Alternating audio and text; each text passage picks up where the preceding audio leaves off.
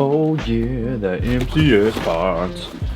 So we're busting into here. I'm still waiting on my front camber plates to come. They should come in a few days. So you guys will be seeing this in the video. Wanted to put together my coilovers because if you guys are unaware, when you buy fancy coilovers, basically they come like this. You get the tubes, right? They don't come with springs, they don't come with perches, they don't come with mounts, any of that stuff. All that stuff's additional, which is okay. This ends up being a lot more money than you realize because you gotta buy all of these things over here. I'm gonna go ahead and put together the rear struts. So we'll add the springs to these guys real quick and kind of get the top collar on here. Get them all ready to throw in the car soon. This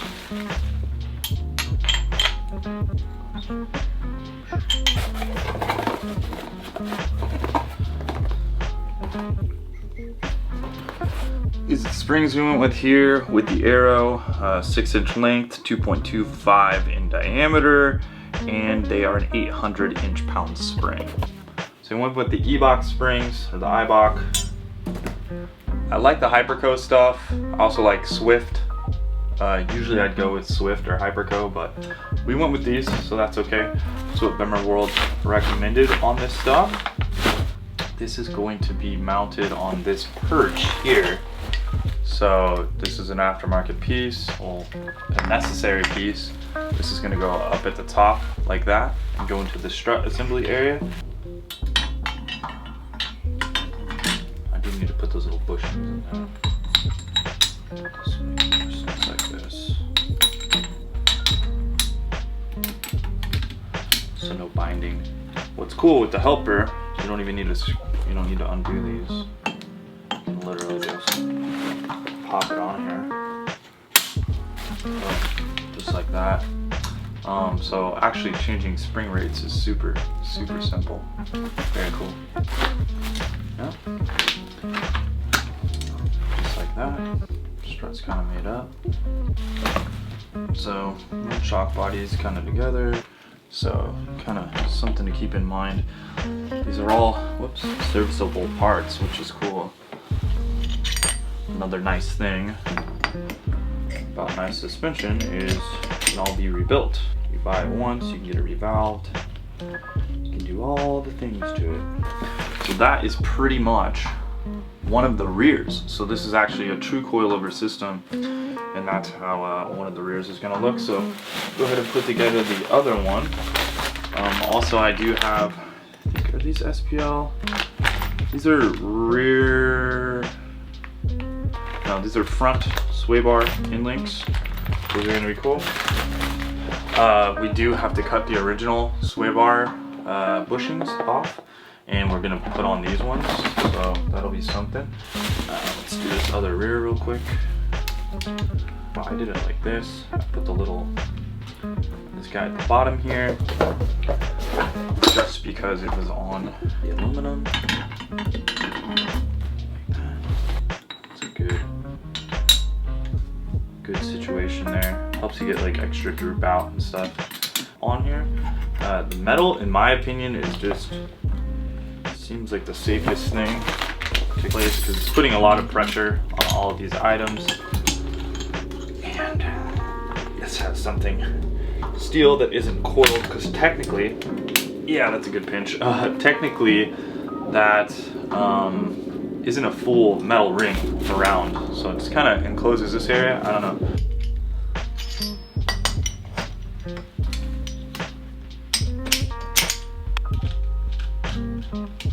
I have all the hardware for the locking nuts and the adjusters for the two-way setup on the front. So again, another part that you don't realize that you have to purchase additionally are these little sleeves. Let's see if I can't get this on here. This slots in so that it fits the F8x knuckle when you slide it into the knuckle, right? That's a little additional part there. As far as ride height stuff goes, right now, I'm not gonna mess with any of that stuff because, well, these were on a Bimmerworld one of their track cars, and so they did custom valving on these and everything, and I'm just gonna go with their ride height because I am guessing that they have this pretty dialed, and chances are it's probably gonna be about where I want it.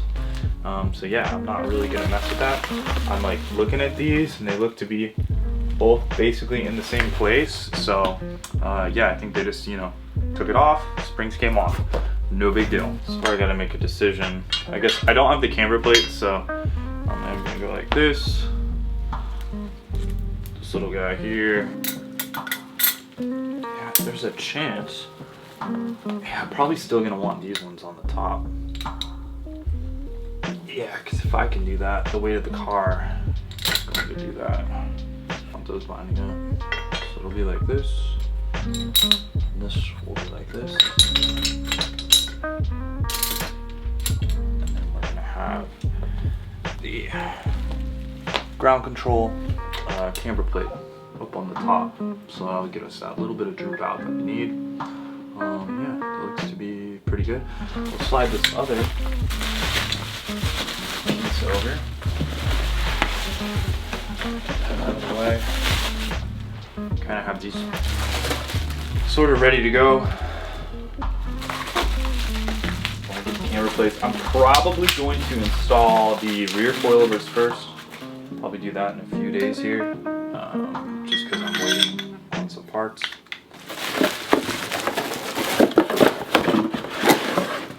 What's up, guys? Welcome to Blake's Garage. If you have not watched my channel before, we will be working on my 2018 BMW M4. So quite, I don't know, a little bit of stuff done to it, I guess. I have this front lip on here. It's not really any aero. I'll be changing this up to the new Bimmerworld stuff once it comes out and actually get some front aero on here. We're running 18 by 10 Apex EC7s. With Nanking AR1s up front, G-Lock R18 pads, and some gyro discs up front, which is really nice. These two pieces made a big difference. Got Time Attack sticker. We're doing Time Attack in the car right now. Second place overall in points with turn 8 Time Attack, so I'm pretty stoked on that. I just put on the new Bimmerworld wing, so make sure to check out this video for the full install and kind of track review on that. This looks absolutely amazing, but what it's on there for is to perform absolutely amazing. We got the little carbon fiber rear diffuser. Really probably doesn't do much. I think it's gonna break soon, most likely just from driving at high speed, but whatever. We are on Apex EC7s in the rear with Nanking AR1 315/30 R18s. These tires are awesome. I'm really digging this tire setup. We've got a Spider over here too. What's up, Spidey? So running gyro discs in the rear, and I'm running an R10 G-Lock pad in the rear, and it's a really nice brake bias balance. The car feels really good like this, so I would highly recommend that setup. What else? Car's on stock tune. Just put in the Sparco, just put in the Evo with some, you know, mounts and everything. So things ready to go. Fire extinguisher, all that stuff that's necessary to race in a Time Attack series. Power on the car. Power is, it has intake, probably makes it slower. Stock exhaust with the plugs undone. It's pretty much the exhaust setup. Sounds good.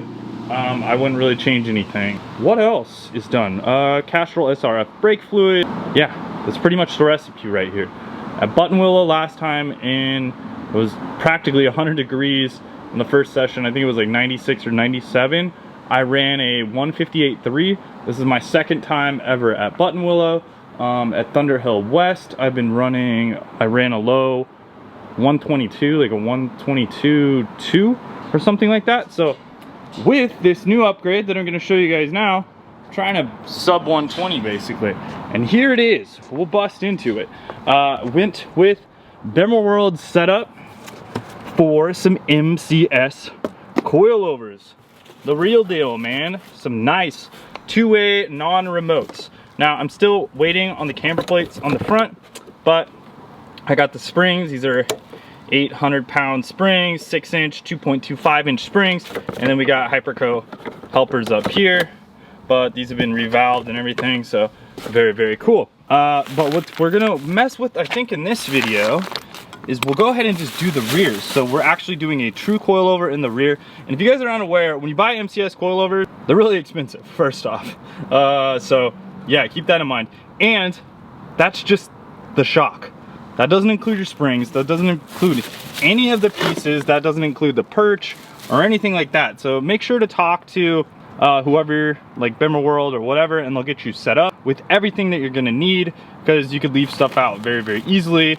And you're gonna be like, what the heck, what is this? I don't even have springs on my coilovers. Yeah, it's like that because it's all, you know, custom and everything. But anyways, we're gonna go ahead and throw on the rears today. So let's get that going. I think we'll get some measurements first and then start ripping stuff apart. I know what I forgot to mention. Currently I'm on Swift Spec R lowering springs. My overall impressions of these springs, they're very good for lowering springs, and I do have the EDC, and I do have Thor on the car coated with the CS map for the EDC, for the traction control, for the differential, and for the dual clutch coating. Now, I drive the car with traction control fully off, which if you're tracking one of these, you should be. Yeah, work up to that, but don't drive these in MDM. It's not the same car. It totally changes with traction control off. MDM is weak. I don't recommend it. I did not get EDC cancelers. They put a little thing on the end. It canceled out the EDC to get rid of the codes. We're probably gonna have to code stuff out. I already need to do some coding for my airbag stuff, so I gotta get that all done. There's lights, whatever. It's okay. It's BMW. That's like a normal thing, right? So let's get these wheels off. Let's get these struts out. And we're gonna put these bad boys on. Oh yeah, look at those. Very nice. And just to show you guys the adjustability here, so you got a plus and a minus, right? That's for rebound and compression. So you have this, basically just spin this little dial. One way is going to do the compression, so if it's pointing at the C, that's compression. If you flip it over here, it actually moves this down, and that's going to be the rebound. So yeah, you can tune in all your stuff right there. Very cool. This is going to be awesome. It's going to add a lot of mechanical grip to the car, and yeah, I can't wait to try it on track. Hopefully, I don't know, hopefully I can get one more track day out of these fronts. I've been wearing out front tires faster than rears, which that just means you're going fast in my opinion. You're starting to like cup the fronts and all that stuff, and you know, I've been doing a better job of not spinning the rear tires. The wing helped big time with putting the traction down. So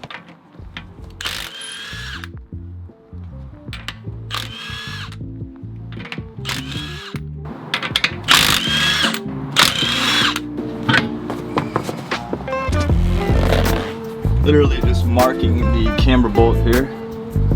Do a straight line, something along the lines of that. Just get it back in the general area. This is at 18. I don't think this is gonna shoot out or anything. Alright, this side bolt slides right out. Actually, just kind of pull down on this, and should be able to get the spring out pretty easily. Get off my. So this is, you know, what you do for a spring change too. Ow. Not too difficult.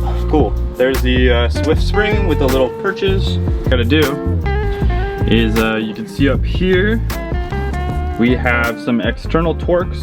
So I gotta remove the strut there, and it actually looks like it just bolts from underneath, which is really awesome.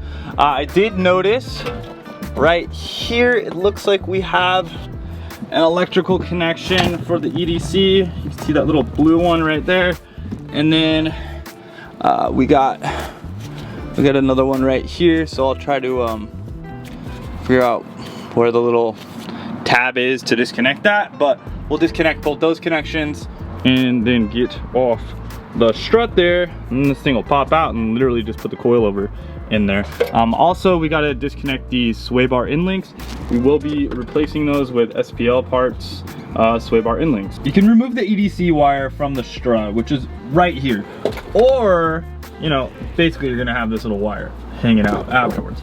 Or you can go into this little box right here. You're gonna take the little 10 mil cover piece off. It's this little cover plate right here, and it's, you know, sort of a weatherproof box, and we can disconnect it right here. So that's what we're gonna do here. So we got an E12 right here. The external torque's 12. That's gonna go right up here, and we're gonna be able to remove the strut. Here on the top of it. Three E12s. They look to all be the same size. It does feel like there is like a little bit of a gasket.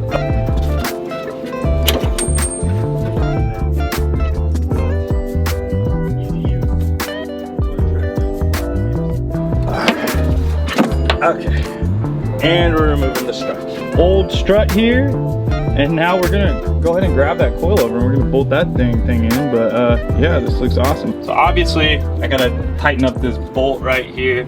It looks like we're not using the spacer piece, so that's what I was kind of curious about. That does not fit. Okay, cool. So that means that it's gonna bolt straight up there.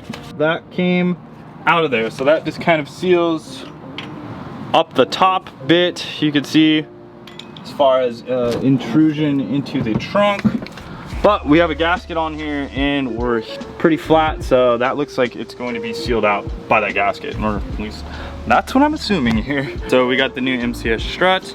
Obviously we want to have this little button here for the rebound and compression poking out, right? So orientation of the shock, you would just spin this little guy right here, 180, right?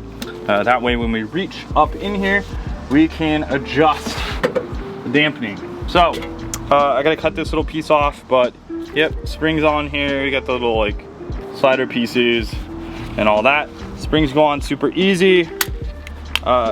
With this, I put this spring up top, the helper, because down here it felt like it was going to bind. It does slip over the shock body, but it just seems like it's something that would get in the way. So yeah, we're leaving it up top. Put the strut in here.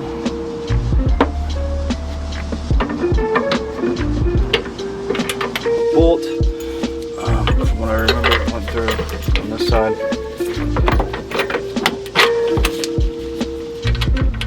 That can go there.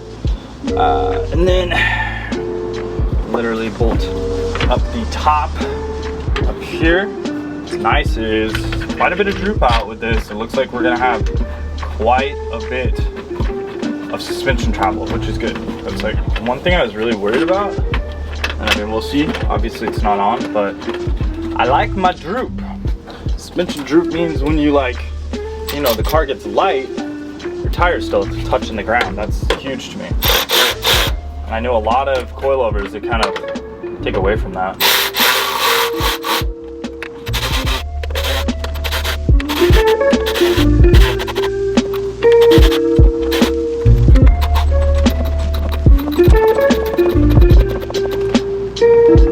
Used a bit of Viz torque, that way I can just keep track of all my hardware up here, making sure everything's torqued down good. So that all looks great.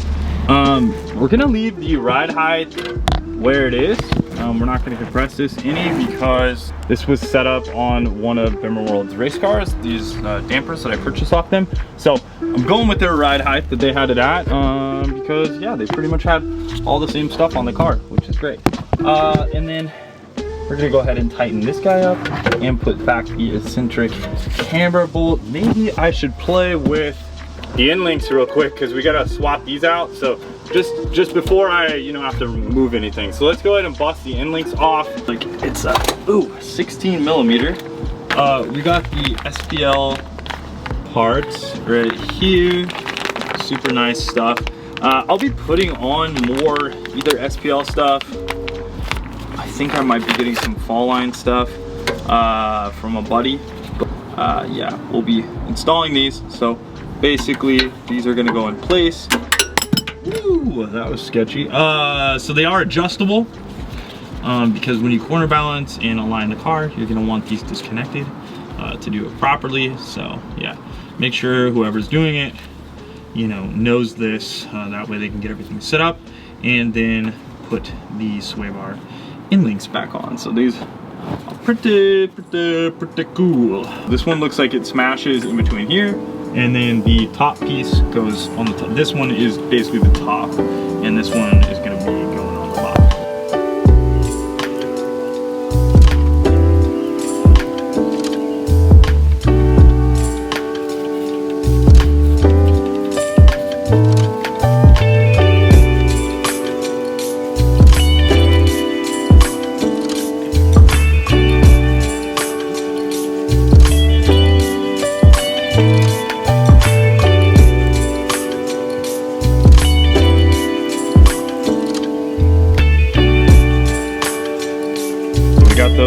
Up on top, down here on the bottom, I just went ahead and realigned the camber bolt right here.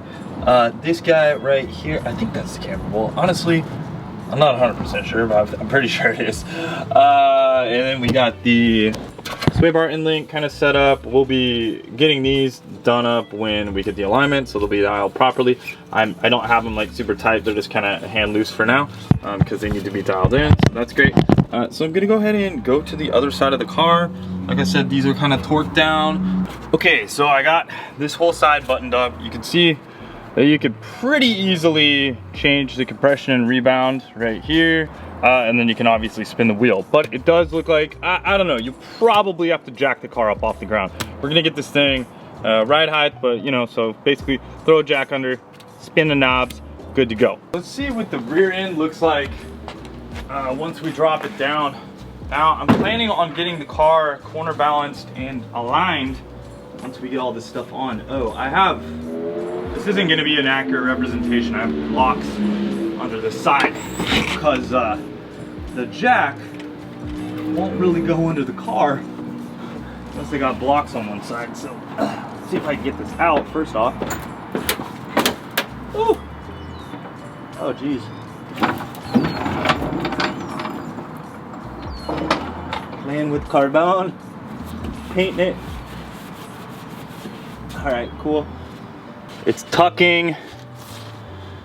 I don't think it should have any issue with clearance or anything. So, I mean, I didn't before. We may have to throw some more negative camber into the car, but yeah, that looks pretty dang good. Minus the fact I don't really want the car any lower.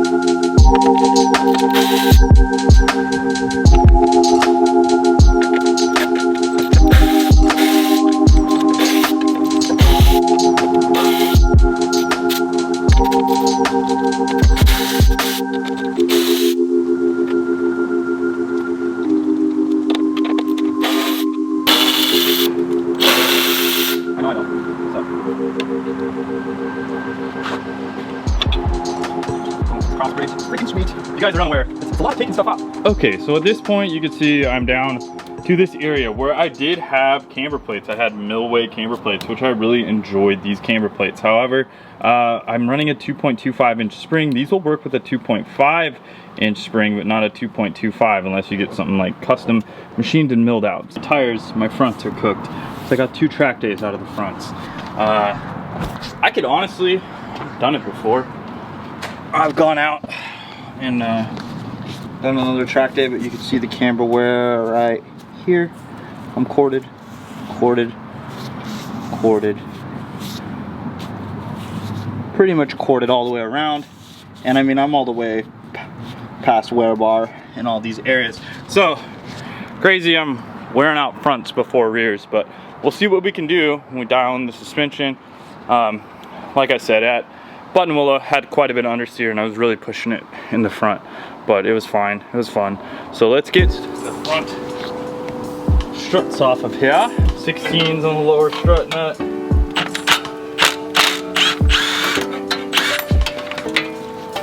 Pop that out of there. You're gonna need one of these, strut separator. It's like oblong, it goes in the back of the strut area.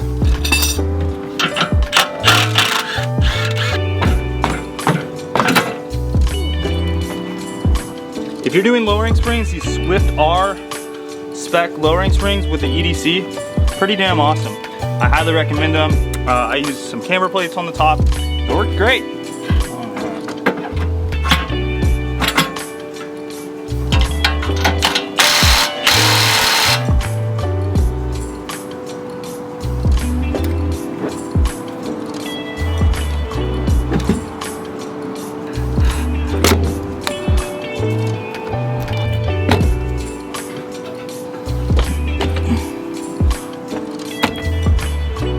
So interesting enough, that's what the caster camber looks like on this one.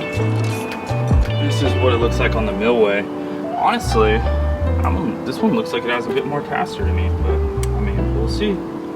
All right, so I'm gonna go ahead and torque the bolts down. The outers, which are the non-M strut bar outers, I guess is what they mean. Those go to 24 foot-pounds, so these right here. And I'm pretty sure the inside ones go to 15 foot-pounds. So we're gonna go ahead and do that.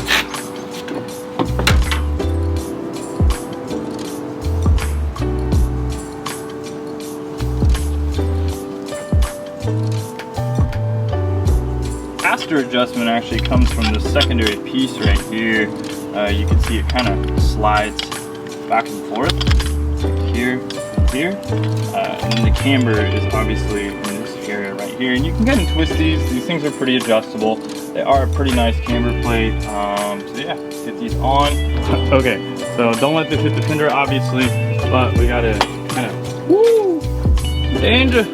Okay, I'm gonna just do this off camera, but I have to slide this little tab in the middle of here, put the bolt in, tighten it down, and then we can tighten it up top. I went ahead and put the strut brace back on. You can see the little dampening adjuster. Basically, you push down for compression or rebound. I don't remember which one's which. And then you turn the knob accordingly. Once you press down, you can push the middle button, it pops back up. So that's how you adjust that. I'm gonna go ahead and just kind of affix this to where I can adjust dampening on the fly. Woo, cool.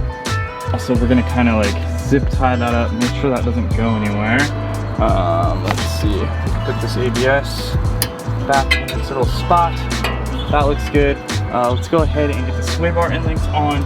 And then, like I said, we gotta replace the bushings over here. I'm not gonna do that today. I think I'm gonna do that tomorrow. I may do that in a different video. Go ahead and drop the car on the ground. We'll see how low it is. Hopefully it's not insane low right now. Well, it's on coilovers, so they're adjustable. All right, let's see how it sits. It looks pretty high right now, but it should settle down. Drop it kind of hard. Wow, that's very, very high up front. So, decent amount of camber in it. Probably negative 2.5-ish from my eyeballs. Something like that. So we'll have to dump this a bit more, obviously. But, I don't know. Maybe this is where they had it for their race car. I have no idea. Probably not though. But there's a front splitter. You do need a bit of room. Okay, so I went ahead and lowered the car a lot. I actually raised the rear, so I got a little bit of gappage there. Front, I had to lower a bunch. I basically got like a shoe gap right there. I used to have it lower. The Swift R's were lower. I may make this lower. I'm gonna get the whole car corner balance. Low is not really the deal. It's more so handling. So, you know, a little bit more ground clearance would look nice. Yeah. We got to throw on some new tires. The other thing was, I feel like I had more camber with the other camber plates. So we got to see what the alignment shop can do with these camber plates for me. They may even have to like grind out that aluminum strut bars to get a little bit of extra camber in the front, because I did like guys right here. So I'm gonna jack the car up. I have to take off some under plates and then we'll get these on.